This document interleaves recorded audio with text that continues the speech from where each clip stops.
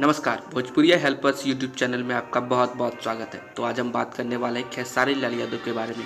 तो खेसारी लाल यादव का एक और नया गाना गणनायक म्यूजिक वर्ल्ड के ऑफिशियल यूट्यूब चैनल पे रिलीज कर दिया गया है, जिस गाने का नाम है नीक लागे ठीक लागे।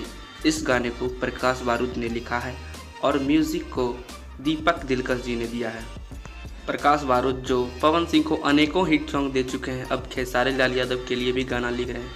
तो अगर आप नीक लागे ठीक लागे सॉन्ग को सुनना चाहते हैं तो गणनायक म्यूजिक वर्ल्ड के ऑफिशियल यूट्यूब चैनल पे जाके इसे देख सकते हैं। नहीं तो आप हमारे चैनल के डिस्क्रिप्शन को चेक करें, वहाँ पे भी वीडियो का लिंक मिल जाएगा, आप वहाँ से भी जाके देख सकते हैं।